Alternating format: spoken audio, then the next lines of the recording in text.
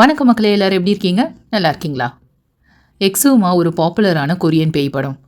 பொதுவாக ஒரு பேய் படத்தில் மிஸ்ட்ரி இருக்கும் அப்படின்றது நமக்கு தெரியும். ஆனால் இந்த படத்தில் மிஸ்ட்ரியோடு சேர்ந்து நிறைய ஹிஸ்ட்ரியும் இருக்குது. இந்த படத்தை கண்டிப்பாக நிறைய பேர் பார்த்துருப்பீங்க. பார்க்காதவங்களுக்காக இந்த படத்தில் வர கேரக்டர்ஸும் இந்த படத்தோட ஸ்டோரியும் சொல்லிட்டு அதுக்கப்புறம் படத்துக்குள்ளே இருக்கிற ஹிடன் ஃபேக்ட்ஸை சொல்கிறேன். வாங்க வீடியோக்குள்ளே போகலாம். இந்த படத்துக்கு ஏன் எக்ஸூமா அப்படின்னு பேர் வச்சாங்கன்னு பார்த்தீங்கன்னா, இங்கிலீஷில் எக்ஸூம் அப்படின்னு ஒரு வார்த்தை இருக்குது. எக்ஸூம்னா புதைச்ச ஒரு டெட் பாடியை திரும்ப தோண்டி எடுக்கிறது. இந்த படத்தோட மெயின் பிளாட்டே அதுதான். ஒரு பணத்தை தோண்டி எடுப்பாங்க, அதுலேருந்து தான் ஸ்டோரி ஸ்டார்ட் ஆகும். அதனால எக்ஸூமா அப்படின்னு பேர் வச்சுருக்காங்க. இந்த மூவியில் வர கேரக்டர்ஸ் எல்லாம் பார்த்துடலாம். ஃபஸ்ட்டு ஹாரம் ஆவிகள் பேய்கள் கூடலாம் பேசுகிற ஒரு பர்சன். அடுத்து பாங்கிள் ஹாரமோட அசிஸ்டண்ட். அடுத்து சாங்தோ ஒரு ஃபுங்ஸுவாக வேலை பார்க்குறாரு. அப்படின்னா ஒருத்தர் இறந்துட்டு அப்புறம் அவங்களோட உடலை கொண்டுட்டு போய் எங்கே புதைக்கலாம், அவங்கள ஒரு பெஸ்ட்டான ஸ்பாட்டில் புதைக்கிறதுக்கு அது எந்த இடத்துல புதைக்கலாம் அப்படின்றது சொல்கிறது தான் அவரோட ஜாப்.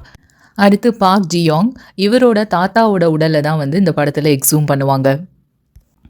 அடுத்து யோங்ஜோங், இவரோட வேலை என்னென்னா இறந்த உடல்கள் எல்லாம் அடக்கம் செய்கிறதுக்கு முன்னாடி தயார் செய்கிறது, அப்புறம் உடல்களோட இறுதி சடங்குகளுக்கு தேவையான ஏற்பாடுகள் எல்லாம் செய்கிறது. அதுக்கப்புறம் ஒரு ஜாப்பனீஸ் பேய். இந்த பேய் அனிமான்னு சொல்லியிருப்பாங்க. அனிமானா ரொம்ப ஆக்ரோஷமாக வெறித்தனமாக பழிவாங்குற நோக்கத்தோட ஒரு மிருகம் மாதிரி இருக்கிற ஒரு ஆத்மா, ஒரு பேய். அப்புறம் ஜீசூன் ஒரு துறவி. பார்க் ஜியோங் பரம்பரையாக பெரிய பணக்கார குடும்பத்தை சேர்ந்தவர். அவரோட குழந்தைக்கு உடம்பு முடியாமல் போகும். என்னென்னமோ மெடிக்கல் டெஸ்ட்டு ட்ரீட்மெண்ட்லாம் எடுத்தும் எதுவுமே சரியாகாது. அப்போ அவர் ஃபேமிலியை சுற்றி ஏதோ ஒரு அமானுஷம் இருக்குது அப்படின்றத அவர் ஃபீல் பண்ணுவார். அதனால் ஆத்மாக்கள் கூட பேசக்கூடிய ஹாரமை அழைச்சிருப்பாங்க. பாங்கில் ஹாரமோட அசிஸ்டண்ட்டு கூட வந்திருப்பார். ஹாரம் அவங்க வீட்டுக்குள்ளே வந்த உடனே ஏதோ ஒரு நெகட்டிவ் எனர்ஜி இருக்குன்றதை உணர்வாங்க. அது பார்க் ஜியோங்கோட தாத்தா தான் அப்படின்னு சொல்லுவாங்க. அவங்க தாத்தாவோட ஆத்மா சாந்தி அடையலை, அவர் ரொம்ப கோவமாகவே இருக்காரு அப்படின்றதுனால அவரோட பாடியை எக்ஸூம் பண்ணணும் அப்படின்னு சொல்லுவாங்க. எக்ஸூமேஷன் கொரியாவில் பிரபலமாக நடக்கிற ஒரு விஷயந்தான். இறந்துட்டு அப்புறம் ஒரு ஆத்மா சாந்தி அடையலை அப்படின்னா அவங்களோட பிணத்தை நோண்டி எடுத்து வேற ஒரு இடத்துல புதைப்பாங்க. இப்படி பண்ணால் எல்லா பிரச்சனையும் சரியாயிடும். ஆனால் அது அவங்க தனியாக பண்ண முடியாது, அதுக்கு அவங்க டீம் வேணும் அப்படின்னு சொன்னாங்க. இந்த எக்ஸூமேஷன் ப்ராசஸ்க்கு அப்புறம் சாந்தியோட ஹெல்ப் அவங்களுக்கு தேவைப்பட்டுச்சு. ஏன்னா அவர் தான் திரும்ப எடுத்து அந்த பிணத்தை எங்கே புதைக்கணும் அப்படின்ற ஸ்பாட்டை சொல்லுவார்.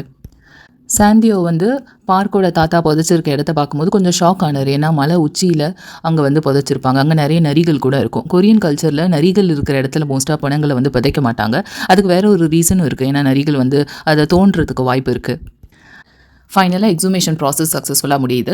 எக்ஸூம் பண்ண பாடியோட கண்டிஷன் எப்படி இருக்குன்றதை வச்சு தான் வேறு ஒரு ஸ்பாட்டில் புதைக்கலாமா இல்லை எரிக்கலாமா அப்படின்னு முடிவு பண்ணணும்னு சாங்தோ சொல்கிறாரு.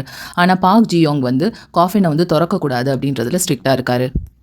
அதனால் பாடியை எரிச்சிடலாம் அப்படின்ட்டு அந்த காஃபினோட பாடியை எடுத்துகிட்டு போகிறாங்க. இந்த சமயத்தில் அந்த குழியை தோண்டினவங்களாம் திரும்ப குழியை மூடும் போது அங்கே தட்டி பார்க்குறாங்க, வேறு ஏதாவது அவங்களுக்கு ஜுவல்லரி ஏதாவது கிடைக்குதா அப்படின்னு தட்டி பார்க்கும்போது ஒரு பாம்பு வெளியில் வருது. அந்த பாம்பை கொன்னுடுறாங்க. கொன்ன உடனே பயங்கரமாக மழை பெய்ய ஆரம்பிச்சிருது. பயங்கரமாக மழை பெய்யறதுனால இப்போ போய் வேறு ஒரு ஸ்பாட் பார்த்து இவர் எரிக்கிறது சாத்தியம் இல்லை, நாளைக்கு அதை பண்ணலாம் அப்படின்னு சொல்லிட்டு பாடியை எடுத்துகிட்டு போய் அவங்க இன்ஃப்ளூயன்ஸ் மூலமாக மார்ச்சூரியில் வச்சிடுறாங்க.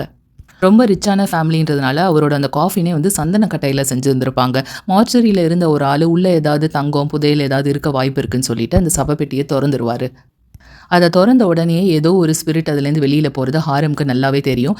பார்க்கோட ஃபேமிலிக்கு இது நல்லதில்லை, கண்டிப்பாக அந்த தாத்தாவோட ஆத்மா அவங்கள கொல்றதுக்கு ட்ரை பண்ணுன்னு சொல்லிட்டு அவங்கள வார்ன் பண்ணணும் அப்படின்ட்டு ஹாரம் சாங்தோ எல்லாரும் முயற்சி செய்கிறதுக்கு முன்னாடியே பார்க்கை அந்த ஆத்மா கொன்னுடும். அவரை கொண்டுட்டு அப்புறம் அடுத்து அவரோட பேர குழந்தையையும் கொல்றதுக்கு முயற்சி பண்ணும். அதுக்குள்ளே அந்த தாத்தாவோட பணத்தை எப்படியாவது எரிச்சிடணும்னு சொல்லிட்டு அவங்க ஃபேமிலிகிட்ட பெர்மிஷன் வாங்கி அந்த பணத்தை எரிச்சிருவாங்க. இதோட பிரச்சனை முடிஞ்சிருச்சுன்னு சொல்லிட்டு எல்லாருமே அவங்களோட டே டு டே ஆக்டிவிட்டீஸை பார்க்க ஆரம்பிச்சிருவாங்க. அப்போது சாங்தோக்கு ஒரு இன்ஃபர்மேஷன் வருது. அன்னைக்கு போனால் தோண்டிட்டு திரும்பி மூடும் போது பாம்பு ஒருத்தர் கொண்டுடுவார் இல்லையா, அவர் சில டிஸ்டர்பன்ஸ்லாம் ஃபீல் பண்ணுறாரு அப்படின்னு தெரிய வருது. அதனால் சாங்தோ திரும்ப எங்கே எக்ஸூம் பண்ணாங்களோ அதே இடத்துக்கு போய் திரும்ப நோண்டி பார்ப்பாரு. அங்கே இன்னொரு காஃபின் கண்டுபிடிப்பாங்க. ஆனால் அந்த காஃபின் நேராக பூமியை நோக்கி பதிச்சிருப்பாங்க. அவரோட டீம் எல்லாம் திரும்ப அசம்பிள் ஆனாங்க. இந்த சவப்பெட்டியும் எடுத்து எக்ஸூம் பண்ணி வேறு எங்கேயாவது போய் பதிச்சிடலாம் அப்படின்னு முடிவு பண்ணியிருப்பாங்க. அப்போ அந்த சவப்பெட்டியை எடுத்துகிட்டு போய் பக்கத்தில் இருக்கிற ஒரு புத்திஸ்ட் டெம்பிளில் வச்சுருப்பாங்க. அங்கே இருந்த மாங்க் ஏற்கனவே சாங்தோக்கு பழக்கமாயிருப்பார். அதனால் அங்கே அவங்கள ஸ்டே பண்ணுறதுக்கும் பெர்மிஷன் கொடுத்துருப்பாரு. அங்கே இருக்கிற மாங்க் பல நூற்றாண்டாக இந்த சவப்பெட்டியை திருடுறதுக்கு நிறைய பேர் முயற்சி செஞ்சுருக்காங்க அப்படின்றது சாந்தோக்கிட்ட சொல்கிறாரு. அந்த இடத்த தோன்றதுக்காக அவங்க யூஸ் பண்ண டூல்ஸ் எல்லாம் கூட அந்த டெம்பிளில் இருக்குது அப்படின்றத கூட சாந்தோக்கிட்ட அவர் காட்டினார். அன்றைக்கி நைட்டு எல்லாருமே அங்கே ஸ்டே பண்ணியிருந்தாங்க. ஆனால் அந்த சவப்பெட்டியிலேருந்து ஒரு பேய் வெளியில் வந்துடுச்சு, அந்த மாங்கை கொண்டுடுச்சு. பாங்கிலையும் அட்டாக் பண்ணிடும். அப்புறம் ஒரு நெருப்பாக மாறி அங்கேருந்து போயிடும். அதுக்கப்புறம் சாந்தோ இந்த பேயை பற்றி டீட்டெயிலாக தெரிஞ்சுக்குவாங்க. இந்த டீம் எல்லாரும் ஒர்க் பண்ணி ஃபைனலாக எப்படி அந்த பேயை அழிக்கிறாங்க அப்படின்றது தான் கதை. சரி, இப்போ மூவியில் இருக்கிற ஹிடன் ஃபேக்ட்ஸுக்கு வருவோம். எதுக்காக அந்த தாத்தாவோட பாடியை கொண்டு போய் மலை உச்சியில் எங்கேயோ நரிகள்லாம் இருக்கிற இடத்துல புதைச்சாங்க? பார்க்கோட ஃபேமிலி கிட்ட கேட்கும் போது அதை பற்றி பெருசாக எதுவும் தெரியாது. ஜீசூன்னு ஒரு மாங்க் தான் வந்து அந்த இடத்துல புதைக்க சொன்னார் அப்படின்னு சொல்லியிருப்பாங்க. ஆனால் சாங்தோ என்ன உண்மைன்றதை அப்புறமா கண்டுபிடிச்சிருவாரு. கொரியாவோட ஹிஸ்ட்ரியில் போய் பார்த்தா ஜப்பான் வந்து கொரியாவை 1910 1945 வரைக்கும் ரூல் பண்ணிட்டு இருந்தாங்க. ஜப்பான் கொரியன் மேலே ரொம்ப அதிகமாக ஆதிக்கம் செலுத்துனாங்க. அவங்களோட லாங்குவேஜஸை பேன் பண்ணுறது, ஜாப்பனீஸ் கல்ச்சர் வந்து கொரியன்ஸ் மேலே திணிக்கிறது. வேர்ல்டு வார் டைம்லலாம் கொரியன்ஸ் வந்து ஜாப்பனீஸ்க்கு தான் சப்போர்ட் பண்ணணும் அப்படின்னு சொல்லிட்டு அவங்க மேலே ரொம்ப ப்ரெஷர் போட்டுட்டு இருந்த டைம் அது. இந்த எக்ஸூமா படத்தில் பார்க்கோட தாத்தா வந்து அந்த பீரியடில் வாழ்ந்தவர். ஜப்பானுக்கு ஆதரவாக இருந்து நிறைய பணம், பதவி இதெல்லாம் அவங்களோட தாத்தா அப்போவே பெற்றார். பணம் காசுக்காக தன்னோட நாட்டுக்கு எதிராகவே ஒரு தேச துரோகியாக மாறி இருந்ததுனால பார்க்கோட ஃபேமிலி எப்பயுமே அவர் ஒரு அசிங்கமாக தான் பார்த்தாங்க. அதனால் அவரை மலை உச்சியில் போய் அங்கே புதைச்சிட்டாங்க. ஆனால் அவரோட ஆத்மா அந்த இடத்துல பீஸ்ஃபுல்லாகவே இல்லை. 100 வருஷத்துக்கு மேலே ஆனாலும் அவர் ஃபேமிலியை கூப்பிட்டுட்டே இருந்திருக்காரு. பயங்கர பசி தாகத்தில் அந்த ஆத்மா இருந்துட்டு இருந்துச்சு. இதை தாண்டி ஜீசூன்ன்ற மாங்க் அந்த இடத்துல ஸ்பெசிஃபிக்காக புதைக்க சொன்னதுக்கு வேறு காரணமும் இருக்குது. அதை அடுத்து சொல்கிறேன். இந்த படத்தில் அந்த பாம்பை கொண்டுட்டு அப்புறம் பிரச்சனை பெருசாகிற மாதிரி காட்டியிருப்பாங்க. அப்போ அந்த பாம்போட முக்கியத்துவம் என்ன? எக்ஸூமா மூவியில் 5 எலமெண்ட்ஸ் பற்றி பேசியிருப்பாங்க. நீர், நெருப்பு, பூமி, மரக்கட்டை, அப்புறம் உலோகம். கதையில் அந்த பாம்பை கொண்டு பெரிய மிஸ்டேக் பண்ணிடுவாங்க. நல்லா க்ளோஸாக அப்சர்வ் பண்ணி பார்த்தா அது நார்மல் ஸ்னேக் மாதிரி இருக்காது. உடம்பு வந்து பாம்பு மாதிரியும், தலை வந்து ஒரு பெண்ணோட தலை மாதிரியும் இருக்கும். ஜப்பானோட புராண கதைகளில் இந்த பாம்பை பற்றி குறிப்பிட்டிருப்பாங்க. நியூரே ஓனான்ற பாம்பை பற்றி. நியூரே ஓனாக்கு வந்து ஒரு அழகான பெண் முகமும் அழகான கூந்தலும் உடம்பு வந்து பாம்பு மாதிரியும் இருக்கும் அப்படின்னு வர்ணிச்சிருக்காங்க. நியூரே ஓனா வந்து ஒரு டேஞ்சரஸான க்ரீச்சர் அப்படின்னு புராணங்களில் சொல்லப்பட்டிருக்கு. இந்த எக்ஸூமா படத்தில் நான் சொல்ல மாதிரி அந்த 5 எலமெண்ட்ஸ் பேஸ் பண்ணி இருக்கிறதுனால இந்த பாம்பு வந்து நீர் அப்படின்ற எலமெண்ட்டை வந்து குறிக்குது. ஸோ அதை கொண்டுறதுனால ஒரு ஈக்குலிபிரியம் பிரேக் ஆகி உள்ளே இருக்கிற அந்த அனிமா வெளியில் வந்தது. உள்ளே இருக்கிற அந்த அனிமா பார்த்தீங்கன்னா ஒரு ஜாப்பனீஸ் பேய், அது வந்து வெளியில் வந்துடுது. படத்தில் ஜீசூன்ன்றது யார்? ஆக்சுவலாக ஜீசூன்ன்றவர் தான் அனிமாவே உருவாக்கியிருப்பார். கிளைமேக்ஸில் அது ஜஸ்ட் ஷார்ட் கிளிப்ஸாக காட்டியிருப்பாங்க. ஒரு இறந்து போன ஜாப்பனீஸ் சாமுராய் உடம்புக்குள்ள ஒரு பெரிய இரும்பு இரும்பு கத்தியை வந்து உள்ளே இன்சர்ட் பண்ணி தச்சு அந்த பணத்தை தான் சவப்பெட்டிக்குள்ளே போட்டு அதை நேராக புதைச்சிருப்பாங்க. இது எல்லாமே செஞ்சதே ஜீசூன் தான். ஜீசூனை படத்தில் ஃபாக்ஸ் அப்படின்னு குறிப்பிட்டிருப்பாங்க. ஒரு பழைய ஃபோட்டோவில் ஜீசூன் வந்து பார்க்கோட தாத்தா கூட இருக்கிறதையும் வந்து படத்தில் காட்டியிருப்பாங்க. சரி, எதுக்காக அந்த தாத்தாவோட பணத்தை வந்து இந்த சாமுராயோட பணத்துக்கு மேலே புதைச்சாங்க? அந்த அயன் ராடை எதுக்கு உடம்புல விட்டு தச்சாங்க? இதை பற்றிலாம் சாங்தோ வந்து ஆராய்ச்சி பண்ணும்போது தான் அவருக்கு ஒன்று தெரிய வருது. அந்த பணத்தெல்லாம் நோண்டி எடுத்தாங்களே கிரேவ் ராபர்ஸ்ன்னு சொல்லுவாங்க. அவங்க வேற ஒரு நேஷனல் பர்பஸ் வந்து சர்வ் பண்ணியிருக்காங்க. ஜப்பான் கொரியாவை ஆக்கிரமித்த அந்த காலகட்டத்தில் கொரியன்ஸ் ஃபுல்லாக ஜாப்பனீஸ் கண்ட்ரோலில் வரணுன்றதுக்காக இந்த மாதிரி மந்திரிச்ச அயன் ராடை வந்து நிறைய இடத்துல புதைச்சி வச்சுருந்துருக்காங்க. பல வருஷமாக கொரியன்ஸும் இந்த ராட் எங்கெல்லாம் இருக்குது அப்படின்றத தேடி கண்டுபிடிக்கவும் ட்ரை பண்ணியிருக்காங்க. எக்ஸூமா படத்தில் கிரேவ் ராபர்ஸ் அப்படின்னு குறிப்பிட்டது நிஜமாலுமே திருடர்கள் கிடையாது. அவங்க எல்லாமே தேசப்பற்று அதிகமாக இருக்கிறவங்க. இந்த மாதிரி புதைக்கப்பட்ட அயன் ராடெல்லாம் எடுத்து அவங்க நாடு நல்லா இருக்கணுன்றதுக்காக தான் அவங்க அந்த வேலையை செஞ்சுருக்காங்க. பார்க் அவரோட தாத்தா ஆத்மாவை அட்டாக் பண்ணும்போது the fox cut off the tiger's waist அப்படின்னு சொல்லுவார். அதாவது நரி வந்து புலியோட இடுப்பை வந்து கட் பண்ணுது அப்படின்னு சொல்லுவார்.